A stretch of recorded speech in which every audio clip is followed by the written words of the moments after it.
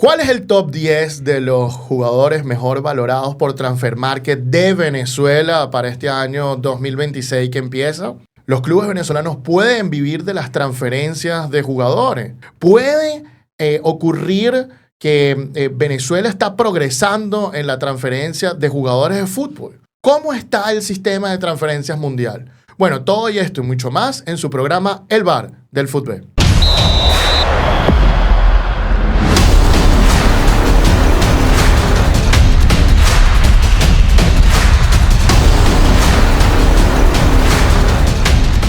Buenos días, buenas tardes, buenas noches, bienvenidos a su programa El Bar del Fútbol, producido por Laurea Sports. Soy su anfitrión, Antonio Quintero, especialista en Derecho del Deporte Internacional, y estamos aquí para hablar de lo que más nos gusta con respecto al fútbol, sus transferencias, su gerencia, su mercadeo, etcétera, etcétera, etcétera. Y para ello nos acompaña el día de hoy la dama del Derecho del Deporte, Elena Mundaray.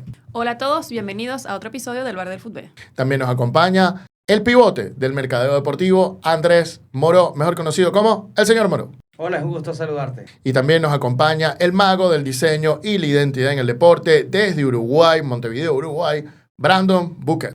Hola, un placer estar de vuelta. Y por supuesto nos acompañan ustedes como semana a semana. Bueno, lo cierto es que FIFA sacó su reporte anual de transferencias y nos corresponde hacer y comentar un poco los nuevos avances y observarnos en Venezuela cómo estamos con respecto a eso que está pasando en el mundo entero. Vamos a comenzar directamente y sí, vamos a hablar del top de Transfer Market y cuáles son los 10 jugadores mejor valorados por Transfer Market y toda esta cuestión. Pero vamos a comenzar un poco con el reporte de FIFA, comentándoles directamente sobre las transferencias internacionales. Y es que en el año 2025 se rompieron todos los récords en pagos de transferencias internacionales. Y el nuevo récord es 13.080 millones de dólares se gastaron en transferencias entre clubes en el año 2025. Rompe la anterior cifra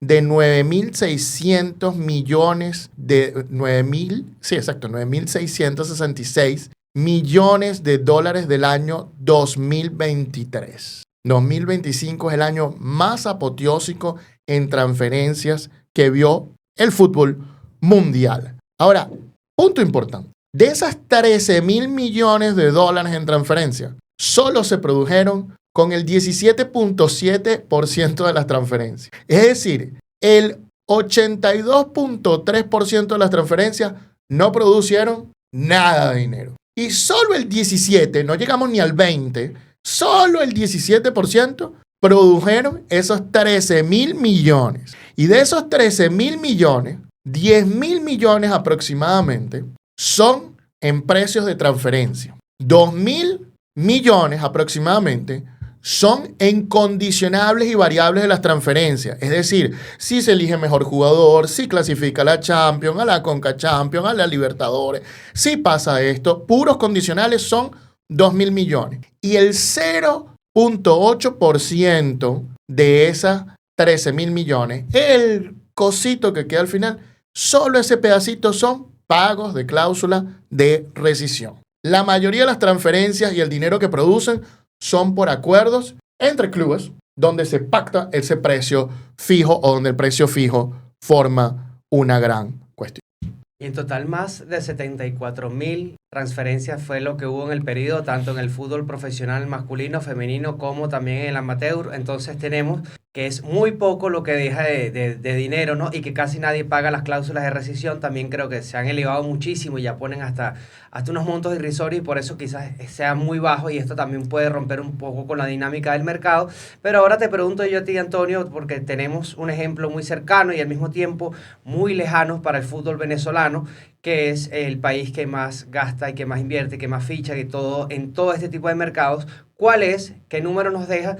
¿Y por qué somos tan distantes y al mismo tiempo tan cercanos? Bueno, Andrés, fíjate, el país que más exporta jugadores en el mundo es Brasil. Y el país que más importa jugadores en el mundo es Brasil. Exporta más de 1.005 transferencias tuvo en el año 2025 e importó 1.190 transferencias. Sin embargo, su producción de dinero fue mucho mayor de lo que gastó en transferencias a lo interno. Pero te dice que el mercado del fútbol brasileño es uno de los más importantes del mundo. Para mí, se está convirtiendo en uno del Big Five y está desplazando a una liga como la francesa o la alemana de ese Big Five. Brasil está cada día más y más fuerte. Mira, te comento un dato especial de Brasil que tengo por aquí. De los clubes que más gastaron en fichaje en Sudamérica, mira todos los que tiene Brasil. Te los leo desde el 10º más importante hasta el primero más importante. Y en Brasil, en Sudamérica, el club número 10 que más gastó fue Vasco da Gama. Luego está Cruzeiro, Fluminense, Bahía, Santos. Y solo en el 5º puesto de los que más gastan entra Boca, luego River. Y luego mira el top 3 de los que más gastaron en Sudamérica. Tenemos Flamengo, Botafogo y Palmeiras. Imagínate tú. Aquí me siento como en el video, el famoso video de la señora, que es una ídolo, por cierto, de 333.000, así estamos con los números, pero es importante conocerlos para saber cuál es la realidad, ¿no? De cómo se está moviendo este negocio. Y una cuestión es el país que más exporta jugadores y que más importa también, que no es una sorpresa que sea Brasil, lo entendemos perfectamente, la movida desde hace unos cuantos años. Pero Antonio, también de estos datos que son muy interesantes, también los que nos da FIFA, oye, ¿cuál es el país que más produce dinero por estas transferencias? Si el país que más produce dinero o que más paga y además más produce es Inglaterra. Inglaterra, bueno, que no es un país, es Gran Bretaña, ¿no? Pero digamos que los clubes que pertenecen a la Federación Inglesa de Fútbol son los que más gastan dinero de esos 13.000 millones que se gastaron. Los clubes en Inglaterra son partícipes de haber gastado 3.800 millones de dólares en 2025, mientras que en 2024 gastaban 1.888. Es decir, el incremento viene por lo que están pagando en Inglaterra. Y si seguimos viendo los mercados, el siguiente es Alemania, que gasta 1.280 millones de dólares. Luego Italia, que gasta 1.200 millones. Francia gasta 953 millones. Y Arabia Saudita gasta 906 millones. Esos son los que más pagan. ¿Dónde está España? No está España aquí. Y siempre estamos apuntando a vender a España. Pero España no está entre los que más gastan, ¿no? Y fíjate, de los que más reciben, bueno, los clubes ingleses están entre los que más reciben con 1.770 millones de dólares y son seguidos de los clubes franceses que reciben 1.710 y luego los alemanes 1.490, Italia 1.100 y España con 929. Es decir, España sí aparece en los que producen dinero, pero no en los que gastan dinero. Y para ser un poquito más claro acerca de esto, vamos a leerle los 20 clubes rápidamente que más gastaron dinero en 2025. Empezando en número 20 con el Olympique Marseille, número 19 Newcastle United, número 18 Bournemouth, número 17 Galatasaray, número 16 Fenerbahce, número 15, bajando 13 posiciones, Manchester United. Número 14, Racing Club de Estrasburgo. Número 13, el Real Madrid de España. Número 12, el AC Milan de Italia. Número 11, un equipo que hasta hace poco no era conocido, hay que estudiarlo. Brandon tiene este tema en mente, el Como de Italia. En el número 11, los que más gastó, subiendo 42 posiciones. Luego tenemos número 10, Nottingham Forest. Número 9, Arsenal. Número 8, Tottenham Hotspur. Número 7, Wolverhampton. Número 6, Sunderland. Número 5, Leipzig de Alemania. Número 4, Bayer Leverkusen. Número 3, Chelsea. Número 2, Liverpool. Y número 1, Manchester City. Casi que yo no sé cuántos clubes de la Premier League acabo de nombrar, pero son la mayoría. Esto te muestra que la Premier League es lo que más está moviendo en el mundo entero. Esa es la situación. Tengo un dato más para ustedes y es muy interesante. Brandon, ¿qué te parece este dato? Si bien es cierto que todas las transferencias a nivel mundial aumentaron, el salario promedio de un futbolista no aumentó mucho. Está en $29,000 al año el salario promedio, que son unos $2.400 aproximadamente que recibe un jugador mensualmente. Entonces, entre clubes hay un tremendo negocio, pero en salarios de jugadores no sube tanto el salario. Aquí estamos teniendo una desproporción grande. Parece que el negocio está en otro lado y no en ser jugador de fútbol. Me llama mucho la atención que en esta lista de equipos o países que más invierten en fichajes no suene ninguno de Emiratos Árabes Unidos o la Liga Saudí, que bastante están pujando en fichajes en los últimos años, ¿no? Y parece que en la lista la mayoría son ingleses, y bien se ha mencionado en este programa y también en el precio del deporte, que no todos ganan una millonada, ¿no? Es una pequeña porción de futbolistas los que ganan millones en cuanto a salario,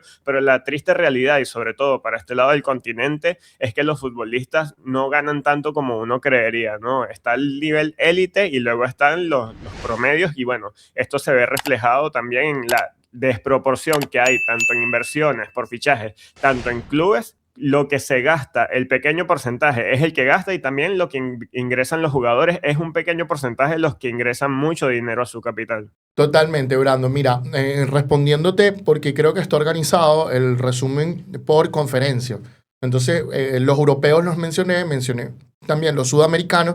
Vamos a mencionar los de Asia. Del número 10 al número 1, los de Asia que más están invirtiendo son el Al Jazeera de Emiratos Árabes Unidos, el Al Wasl de Emiratos Árabes Unidos. Discúlpenme si mi pronunciación no es la mejor, no estoy tan familiarizado como pronunciar en estos nombres en árabe.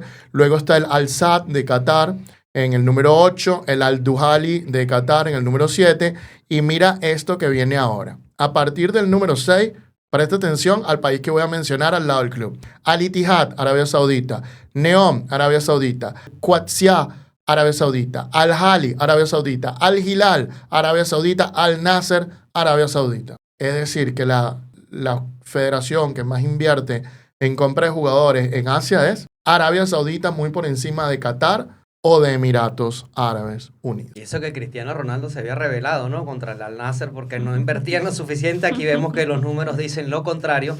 Como dice Antonio, es un negocio, el fútbol mundial es un negocio que se está viendo en una distribución un poco particular, bastante rara, sobre todo cuando lo calculamos con el promedio del salario. Se sostiene sobre una élite mundial y el negocio da para todos. Y te dejo este dato que también no es lo que más viene al tema, pero cómo se distribuye el negocio es que 880 millones fueron en comisiones para los agentes durante 2025. Entonces, dinero hay, que está bien repartido es otra cosa. Ahora, vamos al tema que nos compete un poquito y cómo aterrizamos todos estos datos a Venezuela, cómo nos dirigimos hacia, en cuánto están nuestros futbolistas, cuánto puede valer nuestra plantilla de la Vinotinto y cómo está el fútbol nacional en comparación con el resto de Conmebol en materia económica y también en promedios de edad y en muchísimas cosas. Así que vamos a empezar a adentrarnos en el tema de Venezuela. Perfecto, Andrés. Y con eso que me estás dando pie, entramos en ese top que les prometimos de Transfer Market. El top 10, y ahorita lo vamos a comentar. Y a partir de aquí vamos a sacar una serie de análisis que ya Andrés les estaba comentando.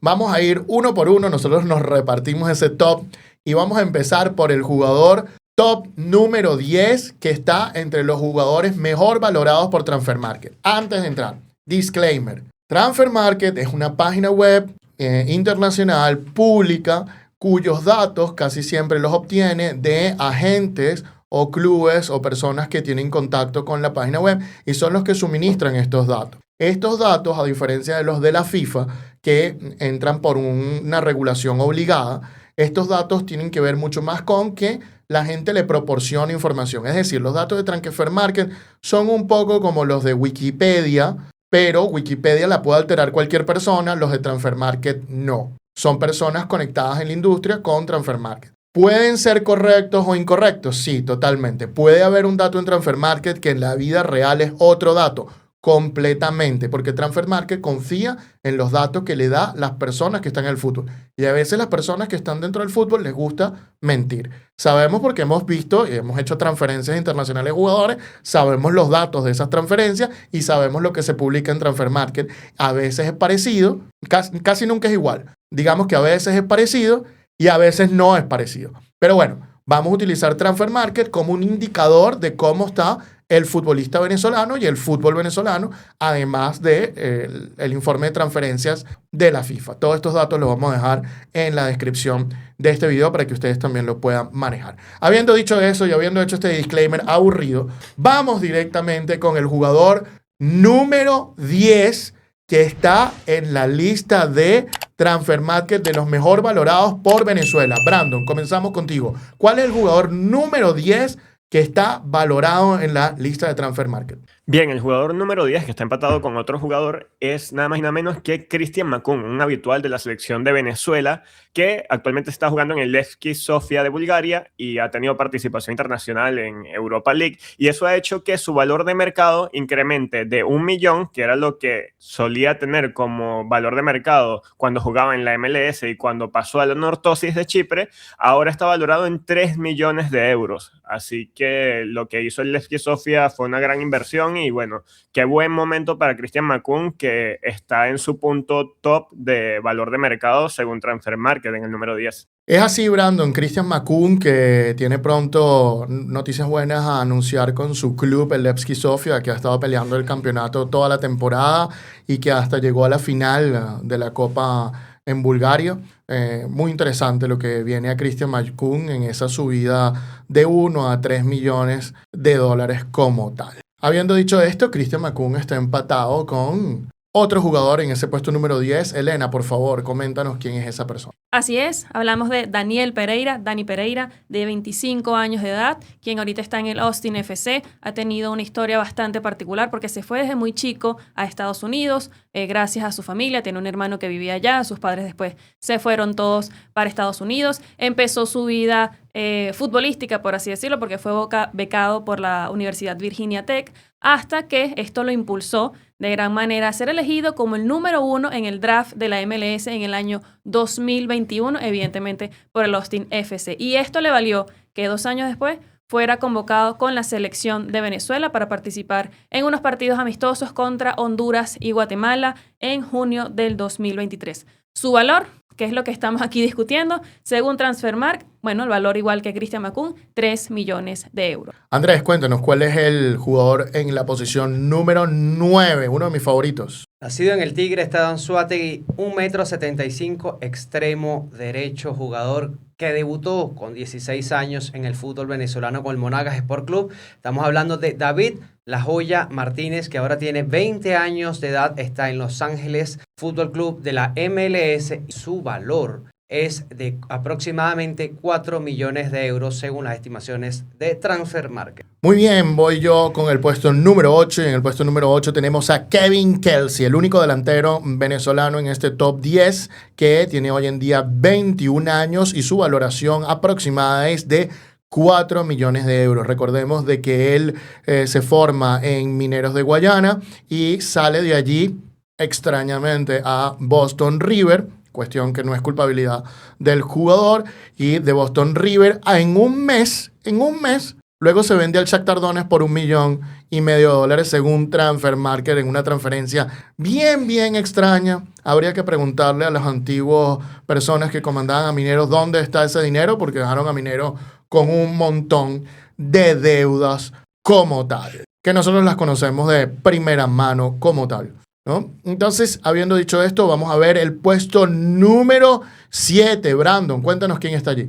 Un jugador que sorprende que esté en el puesto 7 porque durante muchos años estuvo en el top 3. Se trata de Jefferson Soteldo. Y vamos a ver estas cifras. En el año 2019 él alcanzó su tope con el Santos. Tenía un valor de mercado de 10 millones. Hoy en día está en el Fluminense y del gremio al Flu pasó por un valor de mercado de 6 millones, pero desde el Mundial de Clubes, donde ha estado lesionado y ha tenido pocos minutos, ahora tiene un valor de mercado de 4 millones. Por eso se sitúa en el puesto número 7. Ojalá que, bueno, Soteldo vuelva a su mejor momento y eso repercuta también en su valor de mercado. Elenita, cuéntanos, ¿quién tenemos luego de Jefferson Soteldo en el puesto número 6? En el número 6 tenemos a Telasco Segovia, Telasquito, de 22 años de edad, quien está en el Inter Miami de la MLS. La carrera de Telasco empezó en el Deportivo Lara, después también fue al la sub-19 del Sampdoria, regresa al Lara, fue a Casapía de Portugal, hasta que, como sabemos, en enero del 2025 llega al Inter Miami FC. ¿Cuál es su valor según Transfermarkt? Bueno, nada más y nada menos que 4,5 millones de euros. Muy bien, en el puesto 5, Andrés, ¿a quién tenemos? Nacido en San Cristóbal, estado Táchira, 1,90 m de estatura, central, defensor central de perfil derecho. Actualmente milita en el Brasileirao, está en el fútbol brasileño con el Sao Paulo Fútbol Club, una de las ligas más interesantes del mundo sin duda alguna y que habla mucho de su nivel, y no es otro que Nahuel Ferraresi, también jugador indiscutible de la selección Vinotinto con 42 partidos en la absoluta, y su valor, según Transfermarkt, desde 4,5 millones de euros. Muy bien. Y en el puesto número 4, ¿quién tenemos, Brandito? Tenemos uno de los jugadores más consistentes en Europa y se trata de Cristian Cáceres Jr., que tiene un valor de mercado de 7 millones. Pero escuchen esta cifra, desde que pasó del New York Red Bull de la MLS al Toulouse de Francia, él tenía un valor de mercado de 3,5 y año a año ha subido hasta llegar hoy al top 4 de jugadores venezolanos mejor valorados según Transfermarkt. Muy bien, en el puesto número 3, Andrés, ¿a quién tenemos? Tenemos nada más y nada menos que uno de los venezolanos que más ha hecho ruido en el fútbol internacional y que más ha llamado la atención. Guaireño, 28 años, mediocampista de perfil derecho, de pierna derecha hábil, por supuesto. Estamos hablando de Yangel Herrera, quien fue firmado en su momento por el Citigroup para escalar desde el fútbol venezolano a la MLS y de ahí un periplo por 5 equipos en el fútbol español, indiscutible con la selección de Venezuela. Todavía se mantiene en España jugando con la Real Sociedad, compañero de John Aramburu. Su valor es de 9 millones de euros. Muy bien, voy con el puesto número 2 y ese le pertenece a Jefferson Savarino, actual jugador del Fluminense, que acaba de fichar por Fluminense, acaba de marcar un golazo, por cierto, con Fluminense, y es un jugador que se formó en Zulia, es zuliano, salió del Zulia Fútbol Club a la MLS, al Real Salt Lake, y ha ido ascendiendo su cantidad de dinero. Hace unos años atrás era de 4 millones de euros, hace poco era de 10 millones de euros, hace 6 meses atrás, aproximadamente 7 meses, era de 10 millones de euros, y ahorita acaba de descender un poquito a 9 millones de euros. Jefferson Savarino, con 29 años, está en su pico jugando en Fluminense, acaba de venir de Botafogo, donde fue campeón de Libertadores, le ganó al campeón de la Champions League con Paris Saint-Germain. Jefferson Savarino, para mí el jugador más estelar que tiene Venezuela en este momento, 9 millones de euros. Pero para terminar esta lista, vamos a darle a la dama del derecho del deporte la posibilidad de decirnos quién es el número 1, Elena. ¿Quién termina esta lista? Bueno, qué honor compartirles quién está en el número 1, con unos números bastante interesantes porque se encuentra valorado con 6 millones por encima con respecto al segundo. Estamos hablando de un jugador que está en el Real Sociedad de España y es nada más y nada menos que John Aramburu, con 23 años de edad. Parte de su carrera futbolística la ha hecho en España, en el Real Unión, Real Sociedad B, hasta que en enero del 2024 llega a la Real Sociedad, primera división del fútbol de España, y sus números ahí están bastante interesantes. Claro que sí. Bueno, vamos ahora a tomar todos estos datos, todo el informe de FIFA, todo lo de Transfermarkt, y vamos a empezar a conversar acerca del fútbol venezolano y sus transferencias. Y para eso, Andrés nos preparó una serie de preguntas buenísimas, Andrés. Vamos a empezar por la pregunta número 1. De este top 10 que acabamos de leer, ¿cuántos de esos futbolistas fueron formados en Venezuela? Si agarramos estos 10 jugadores, los más valiosos según Transfermarkt, sería 70% fueron formados en Venezuela, sacando a Dani Pereira, John Aramburu en parte y Nahuel Ferraresi. Ahora aquí vamos a entrar en una discusión sobre hasta cuándo son los procesos formativos, que seguro Antonio nos va a dar unas cifras interesantes, pero analizando sobre esta forma son 7 de 10. Sí, yo diría que yo metería a John Aramburu. Yo pondría 8 de 10 que han tenido una parte de su formación en Venezuela, pero no se han ido con la formación completa, ¿no? No se espera que el jugador complete la formación. Vamos a repasarlos rápidamente. En el caso de Dani Pereira, fue formado afuera completamente. Cristian Macum salió 2 veces, a los 17 y a los 20 años, con 2 pasos por Venezuela en Zamora. Comenzó su formación en Valencia. Luego David Martínez sale con 18 años del Monagas. Kevin Kelsey sale con 19 años de Mineros. Jefferson Soteldo de Zamora, 19 años. Telasco Segovia sale del Lara con 19 años. Nahuel Ferraresi, más o menos formado afuera, a pesar de que tuvo un periplo con Táchira. Cristian Cáceres se va con 18 años.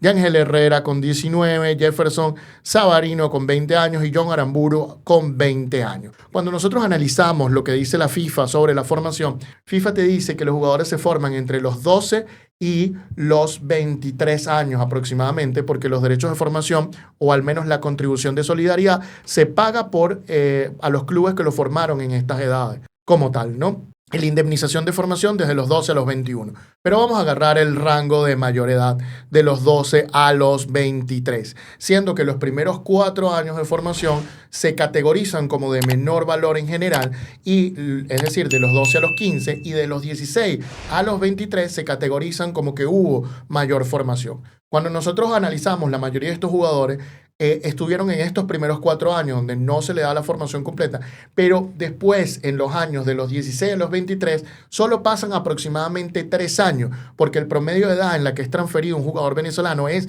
de 19 años. Ahora, ¿está bien que sean transferidos a los 19 años? Sí. Está bien, porque el promedio mundial te dice que los jugadores por los cuales se pagan mayores precios de transferencia están entre los 18 y los 23 años de edad como tal. Fíjate que no solo pasa en Venezuela, pasa en el mundo y también en países de nuestra región como Argentina y Colombia se caracterizan por la venta de jugadores antes de los 20 años, posiblemente a los 19. Hay incluso algunos casos hasta menores, como el caso de Franco Mastantuono, como el Diablito Echeverry, pero son países que exportan muchísimos jugadores porque, al igual que Venezuela, no permitan a sus jugadores, por diferentes circunstancias, quedarse en esas ligas. Por ejemplo, puede ser por un tema salarial, por un tema de competitividad deportiva, pero todo esto factores van sumando a que se vayan cada vez más tempranos hacia las ligas más fuertes, más competitivas, o las que mejores salarios les puedan ofrecer a los futbolistas. Eso nos arroja que hay un patrón en el perfil de futbolista venezolano que sale al exterior. Los equipos no se están interesando en un talento ya consolidado en la Liga Fútbol, no. Ellos están apostando por promesas. Por eso cada vez vemos casos como los de la Madrid, en su momento pasó con Soteldo o Peñaranda. Son jugadores que a temprana edad se van a destinos como la MLS porque allí adquieren una mejor formación, adquieren una formación con una diferente ideología, con otra infraestructura, con un sistema más afianzado, y de esto se retroalimenta la Selección Nacional de Venezuela, que durante muchos años ha tenido en su plantilla la mayoría de jugadores jugando en el extranjero. Pero ¿qué pasa con el jugador? ¿Es tan bueno para el jugador? Al principio sí, pero luego vemos que capaz con los años no logran mantenerse. Los que llegan al MLS pueden pasar a una liga de segundo nivel o de segundo plano en Europa, o incluso a Brasil, que es una liga top de Sudamérica, y cada vez vemos más venezolanos gracias a lo conseguido por Savarino, Soteldo, incluso Ferraresi, pero capaz el jugador puede que ese cambio tan temprano le haga daño porque termina retrocediendo unos pasos y volviendo al fútbol venezolano, como ocurre con algunos jugadores que jugaron el Mundial y llegaron a la final, subcampeones del mundo, y que hoy en día están jugando en la Liga Fútbol. Así que es un sistema raro en el que la selección de Venezuela se favorece porque el jugador lleva con otro físico, otro rodaje, pero capaz el jugador no hace una formación completa y ese cambio tan temprano le termina pasando en contra. Por eso se valora lo logrado por jugadores como Tomás Rincón, Salomón Rondón, Juan Arango o Roberto Rosales, que duraron tanto tiempo en la élite de Europa. Totalmente, Brandito. Tengo un datico de color que agregar aquí sobre edad y momentos. Fíjense bien, uno de los detalles es que la mayor cantidad de jugadores transferidos en el mundo nace en el mes de enero, son nacidos en el mes de enero, contra la cantidad menor, que son un 12% de las transferencias mundiales, contra la cantidad de nacidos en diciembre, que es los menos transferidos en el mundo, que son un 7%. Otra de las cosas que quería preguntarme yo era ¿en qué momento es transferido estos jugadores más importantes de Venezuela al extranjero, ¿no? Y una de las cosas que nos dice cuando analizamos estos top 10 de Transfermarkt, de esta muestra significativo de los más importantes, nos dicen que la mayoría salen en enero y febrero. Fíjense, Dani Pereira no lo cuento porque formado fuera. Cristian Macún salió con 17 y 20 años, salió en julio y en enero, en julio a la Juventus, en enero a la MLS. David Martínez salió en un febrero a la MLS. Kevin Kelsey salió en enero a Europa, al Shakhtar Donetsk. Jefferson Soteldo en un enero a Huachipato. Telasco Segovia en agosto a la Sampdoria y luego a septiembre a Casa Pía. Nahuel Ferraresi fue formado prácticamente afuera. Cristian Cáceres Jr. se va en febrero a la MLS. Yangel Herrera en febrero a la MLS. Jefferson Savarino en un mayo a la MLS. Y John Aramburu se fue en un agosto a préstamo al Real Unión como tal. Cuando vemos eso, la mayor cantidad y la media dice que se van en los primeros meses del año, enero, febrero, casi siempre. Y la mayor cantidad de veces a donde van es a la MLS, como ya había comentado Brandon. Sin embargo, los precios de transferencia mayores se pagan entre julio y agosto de cada año, de acuerdo al reporte FIFA. Ese es el momento donde más se pagan precios de transferencia. Ahora, la Liga Fútbol cambió su formato de enero a diciembre, una temporada de enero a diciembre, para que si te van a quitar un jugador a mitad de la temporada, salga más caro. Pero esto no es lo que está ocurriendo en este caso. Los equipos están esperando a que comience la temporada para llevárselo más barato. Por el jugador venezolano pueden esperar, mientras que tal vez por el jugador brasileño, argentino o de otra nacionalidad no tienen que esperar, pero porque hay más competencia. Mientras que por el jugador venezolano hay menos competencia y bueno, tienen que esperar. Y también añadiendo que el rango de edad de transferencia, bueno, ya lo dijimos, 19 años. Ahora, otra pregunta interesante que nos deja Andrés es, ¿cuáles son las posiciones más comunes de transferidas desde Venezuela? Veámoslo en esta muestra de los mejores 10. Bueno, tenemos 4 mediocampistas, 3 extremos, 2 defensas centrales, un lateral derecho y un delantero. Si nosotros agarramos y a los extremos decimos que pueden jugar también en el medio, un poco más abajo, como medio derecho, medio izquierdo, etcétera, tenemos que la cantidad de mayor jugador que producimos en Venezuela son mediocampistas. Mediocampistas centrales, mediocampistas por banda, mediocampistas. Eso es lo que más producimos en Venezuela. Y poco tiene que ver nada más con una sola generación que esté activa, porque las generaciones pasadas, al menos de la época de Richard Páez para acá, Venezuela se producía muchísimos mediocampistas de calidad, ¿no? Estábamos Juan Arango empezando por ahí, Gabriel Urdaneta, siempre hubo como un paladar muy fino en la creación y en la gestación de venezolanos en la mitad de la cancha, hablando, como dice Antonio, tanto en el medio centro como en los extremos, ¿no? Pero siempre fuimos un productor de mediocampistas de calidad o un sobreproductor y capaz no nos enfocábamos también en posiciones más débiles como otras como laterales, como centrales o como propios delanteros que nos ha costado mucho sacar de forma masiva. Ahora me quedo yo también con otro dato que me llamó mucho la atención y también da para el debate, es qué pasó en Venezuela con la creación y la formación de futbolistas en cierta época que una base de este top 10 pertenecen a todavía los supervivientes de los subcampeones del mundo del Mundial Sub-20. Entonces tenemos que, aquí está Jefferson Soteldo, está Cristian Macún, está Nahuel Ferraresi, está Yangel Herrera. Hay una base interesante que se mantuvo, entonces algo se hizo bien en el fútbol nacional durante aquella época para que todavía estos jugadores puedan estar ahí, que esto pasa muchísimo hasta con generaciones en Argentina y Brasil, que la mayoría de estos equipos que van no tienen nada que ver con los jugadores que sobreviven y los más valiosos en ese momento. Dios mío, acá con una pregunta pero fuerte, ¿no? Yo creo que hay varios puntos allí. Uno de los puntos que yo creo que pudo haber afectado tiene que ver con el tema de la reestructuración del torneo de inferiores que trajo Pekerman. Es decir, traer a Pekerman quiso cambiar todo el sistema de fútbol venezolano y ha impactado, pero no para lo bueno, ¿no? Entonces, con la instrucción del presidente de la FBF que se había elegido en el año 2021, vino una mentalidad de que todos los clubes tienen que vender jugadores y vivir de la venta de jugadores. Yo creo que eso es inviable. Puede que haya 2, 3, 4 clubes que puedan vivir de eso, pero no es para todo el fútbol venezolano como tal, porque no todos los clubes están en el mismo nivel, con la misma cantidad de dinero y con los mismos objetivos.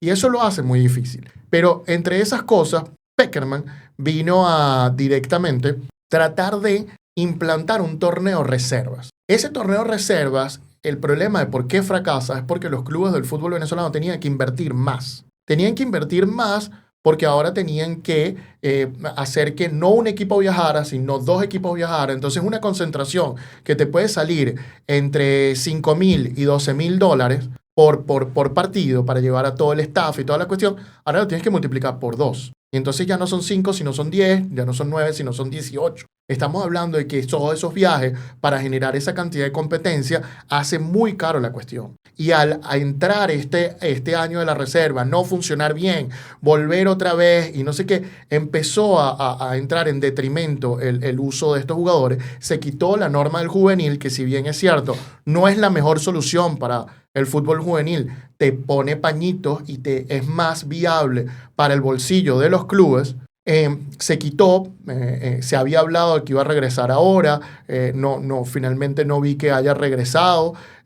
Hay una gran inversión de la Federación Venezolana en el fútbol inferior, no hay que decirlo, porque ahora se están grabando partidos, todo esto, pero el torneo reserva, que debería ser a donde deberíamos apuntar, como Peckerman dice, no se puede hacer porque el fútbol venezolano todavía no produce el suficiente dinero, porque creemos que es más valioso vender jugadores que fomentar el branding de la marca, que atraer gente a los estadios y que generar dinero a través de la marca del equipo y que las marcas conecten. Entonces, viene por un cúmulo de cosas y ahora hay muchísimos equipos que han casi que transformado su equipo en jugadores de menor edad, pero eso lo que ha hecho, en vez de formar los jugadores, es bajarle un poco el nivel a la liga.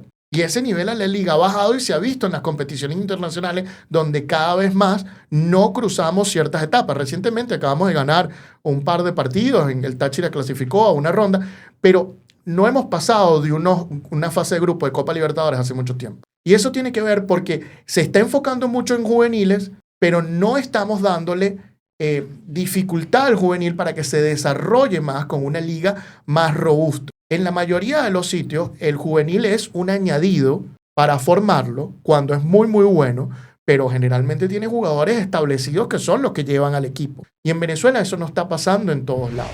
Entonces, entre los diferentes intereses de los clubes, hay clubes que les quieren vender, pero quieren ganar más el campeonato que vender. Entre que eliminamos la norma del juvenil, que era lo que más o menos nos funcionaba a nosotros. No estoy diciendo que es buena, porque tiene un montón de problemas y hay un montón de jugadores que quedan por fuera.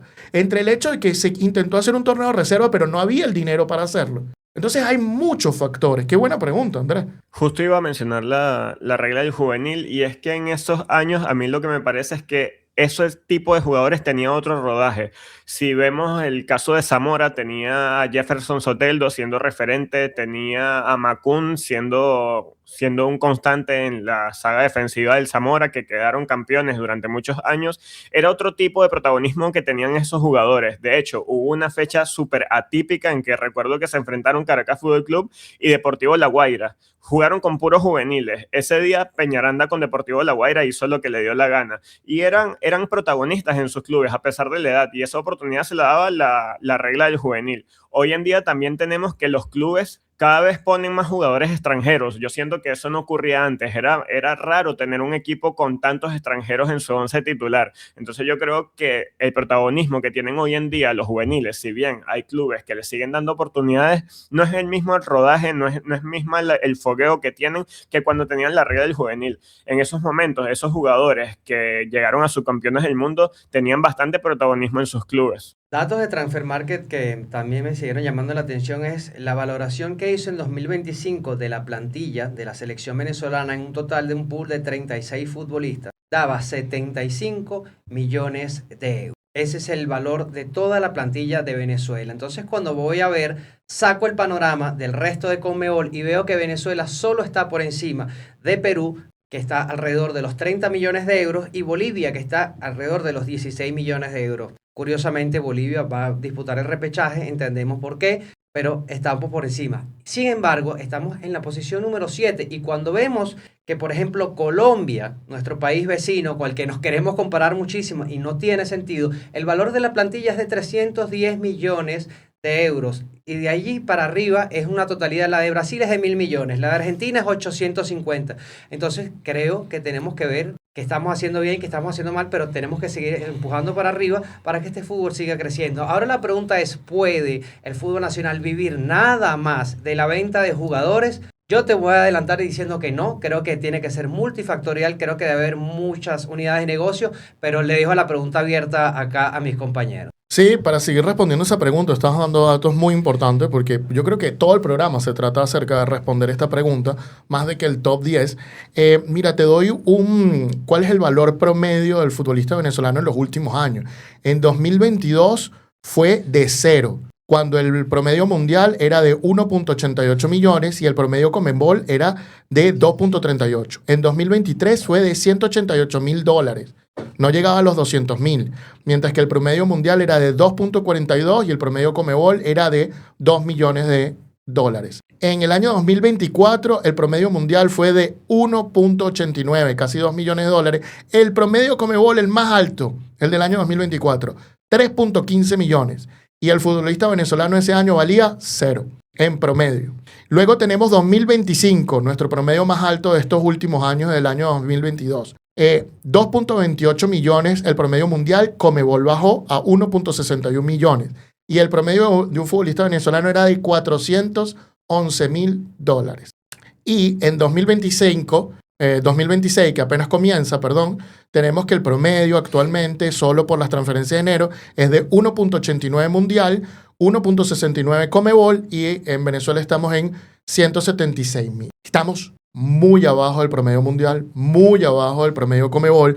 Hace difícil que un club pueda vivir de la transferencia. Pero no solo eso, les quiero comentar otro dato muy interesante.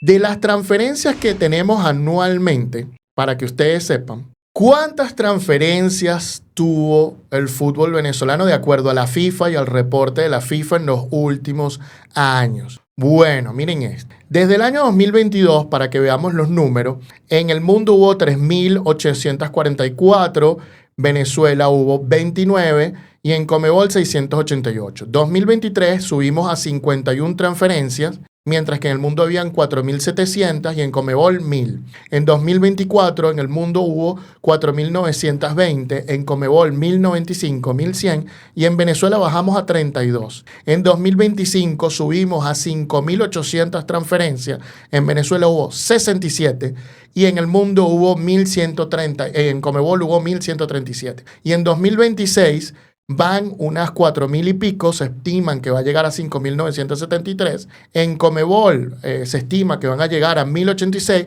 y en Venezuela van 49 transferencias. De esas 49 transferencias o de las transferencias de las 67 que hubo en el año 2025, en Venezuela producen dinero solo. En el año 2025 solo el 6% produjo dinero y en el 2026 se estima que el 16%. En el mundo entero es 17.7, acuérdense. En Conmebol es 12.8 las que producen de enero. En Venezuela en 2026 es 16. Estamos bien. Ahora en 2025, que fue donde hicimos más dinero en transferencias, esas transferencias que produjeron más dinero fueron solo el 6%. El 6% de las transferencias de la Liga Fútbol fue lo único que produjo dinero. ¿Podemos decir que la Liga Fútbol puede vivir de transferencias de jugadores? Yo puedo decir que tal vez el Caracas, tal vez el Deportivo La Guaira, quizás Minero, pero podemos decir que la Liga Fútbol puede vivir de la transferencia de jugadores. Qué complicado. De hecho, de los países que más subieron en transferencias en Conmebol está Paraguay, siempre y cuando que contaban que esos países hayan tenido más de 100 transferencias anuales.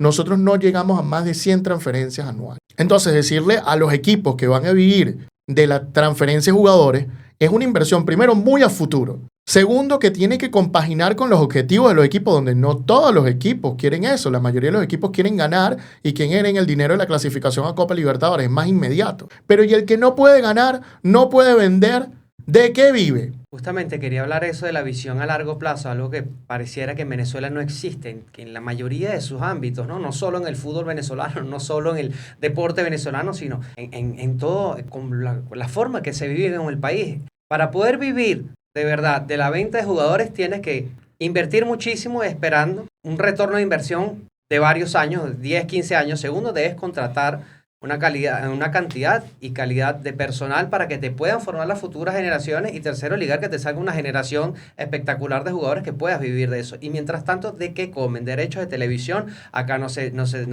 venden. Patrocinio es muy poco, entonces yo creo que es un momento de hacer una reestructura del fútbol venezolano para ver cómo empezamos a hacer dinero y hacer algo más rentable de acuerdo a nuestro propio bolsillo. Totalmente. Y entender que es una inversión y una inversión cuyos resultados los vas a ver a largo plazo. Además, si tomamos en cuenta los números que acaba de comentar Antonio y los comparamos, ¿no? También con Brasil, que sabemos, de acuerdo a las estadísticas presentadas por FIFA, que es el país que más exporta jugadores con más de 1.000 transferencias y Venezuela alrededor de los 100, oye, hay una diferencia bastante notable. No solamente es tener un jugador y transferirlo, no, es formarlo, es educarlo, es tener las bases para poder soportar todo un sistema, pero la gente está dispuesta a esa inversión, la gente está dispuesta a esa espera cuando tenemos clubes que duran 2, 3 años, 4 años, suben a primera, bajan a segunda, después pasan un montón de tiempo en segunda, y todo esto es dinero, es un ciclo. En un momento estás arriba y un momento estás abajo, pero la gente está dispuesta a dar el dinero, la paciencia, la espera que se requiere para esto, porque lo de Brasil no es de un momento para acá, no es de estos años. Son procesos que han venido en aumento. Lo de Arabia Saudita es otro ejemplo. No es desde ayer, es un proceso que ha venido en aumento, que están dispuestos a invertir dinero, lo tienen, pero están dispuestos a invertirlo y están dispuestos a esperar, a ser pacientes. En Venezuela, ¿qué nos queda? Invertir. Sinceramente, invertir y ser pacientes con los resultados que talento tenemos. Resultados mejores que estos podemos tener. Números mejores que estos podemos tener. Depende de la inversión y que la gente tenga la paciencia para darle frutos a eso, a darle fruto a esa inversión, porque estoy segura de que podemos lograr más cosas, podemos tener números mejores y podemos ser referentes también en Sudamérica. Si lo ha logrado Bolivia, que ahora está a punto de un repechaje, ¿por qué Venezuela no? La clave está en la formación. Si Brasil, Argentina, Uruguay y Colombia logran exportar tanta cantidad de jugadores, no es por arte de magia, no es porque les cayó un Messi de la nada, no. Hay un proceso formativo de por medio y tienen una estructura sólida de formación de jugadores y un sistema de transferencias ya bastante consolidado. Saben hacia dónde pueden llevar a sus jugadores, cuál es el mejor destino para que sus jugadores exploten su mejor nivel y den el salto de calidad. Y yo creo que eso en Venezuela es algo que no se tiene. Yo creo que en Venezuela se espera que salga un jugador de oro, salga una buena generación, como bien dice Andrés, y de allí, un golpe de suerte, tenemos un jugador referente que logramos exportar y le abre la puerta a todos los demás venezolanos. Yo creo que no debe ser así. Yo creo que se debe dejar de esperar en el talento, en las promesas y empezar a repotenciar ese talento, a explotar ese talento desde la formación. Así que para responder la pregunta, yo creo que no, ningún club puede vivir de la transferencia de jugadores porque siempre estamos esperando que salga un jugador destacado, que esté tocado por la varita para poder salir. Y eso es algo que no ocurre todos los días. Yo quería dar varias impresiones. Número uno, Ronald Vargas estuvo hablando en el Camerino Podcast y dejó varias perlitas que quiero dejar aquí. Una de esas perlitas con respecto a la transferencia de jugadores decía que básicamente indicaba que varios clubes venezolanos estaban como trancando y truncando la posibilidad de que varios jugadores que han debido salir más en los últimos años y que no han salido porque los clubes venezolanos aparentemente quieren pedir igual cantidad de dinero por el precio de transferencia de un jugador como si tuviera la nacionalidad argentina, brasileña, etc. Es decir, si un jugador argentino salía 5 millones, el equipo venezolano quería pedir 5 millones por un jugador más o menos en la misma posición. Y Ronald decía, mira, con todo el respeto del mundo, y yo sé que esto le va a molestar a mucha gente y todo este tipo de cuestión, pero oye, hay que salvar las distancias. Y salvar las distancias tiene que ver un poco, y aquí sí quiero entrar con una opinión muy personal, tal vez también yo me voy a ganar el hate de todo el mundo apoyando lo que dice Ronald, y es que estos equipos de la Liga Argentina y Brasileña pueden pedir más dinero, pero porque sus jugadores están fogueados y formados en una liga que tiene más nivel, en una liga que ha logrado y cosechado más éxito, en un país que tiene los pergaminos para decir, mis jugadores, en principio, es más seguro y menos riesgosa la inversión. ¿Por qué? Porque han rendido más y han rendido a un mayor nivel. Entonces, para que nuestros jugadores valgan más, en principio tenemos que empezar a ganar en competencias internacionales para demostrar de que nuestra liga tiene un mejor nivel. Si nosotros llevamos años sin pasar la fase de grupo de Copa Libertadores, tenemos que callarnos la boca hasta que nosotros empecemos a tener resultados en la cancha. Y a partir de ahí podemos pedir y exigir el respeto que nos hemos ganado en la cancha. Por ahí es lo que yo siento que pasa. Elena habla de inversión a largo plazo. Sí, hay que invertir.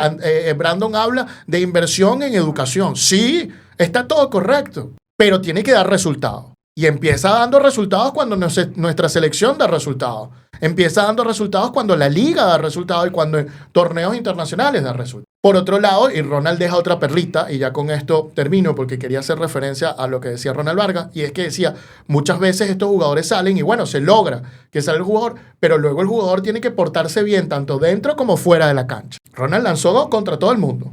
tanto dentro como fuera de la cancha. Él no quiso mencionar a nadie, ni en clubes ni en jugadores, pero te dice que obviamente el comportamiento fuera de la cancha también nos quita prestigio. Y el de dentro de la cancha también. No solo es llegar, es establecerse y portarse bien. Y empieza así la cuestión. Yo creo que todos estos datos son importantes para esta cuestión. Un último comentario más de Andrés para ya ir cerrando. Mira, el mejor caso de portarse bien o no y cómo reflejarlo en una cancha, creo que te lo da el fútbol brasileño, creo que te lo dan los jugadores brasileños que son muy cuestionados afuera, pero después en el campo también la rompen. A mí no me gusta ese estilo, pero a ellos les funciona. Cada país puede tener su estilo. Lo que sí quiero recalcar es que no es solo vender por cantidad de jugadores, sino hay que empezar ya a trabajar en la calidad de jugadores, porque habrá países que venderán mucho, pero de calidad tendrán poca, y nosotros estamos en ese lote, así que creo que tenemos que empezar a desarrollar ya la calidad de nuestro fútbol en general para poder vender jugadores. Muy bien, y con esto cerramos el programa el día de hoy. Estuvo trabajando para ustedes la dama del derecho del deporte. Gracias a todos por su tiempo y nos vemos en una próxima edición del Bar del Fútbol. El pivote del mercadeo deportivo. Gracias por acompañarnos. El mago del diseño y la identidad en el deporte. Un placer y nos vemos en la próxima. Y por supuesto, este es su servidor, especialista en derecho del deporte. Muchísimas gracias por acompañarnos el día de hoy. Muchísimas gracias por su sintonía. Si les gustó, comenten, compartan y denle like. Si les gustó mucho, suscríbanse y denle a la campanita. Nos vemos la semana que viene en otro programa en Laurio Sports. No sabemos cuál será, Marketing VIP, el bar del fútbol o el precio del deporte. Bueno, espérennos cada semana. Muchas gracias.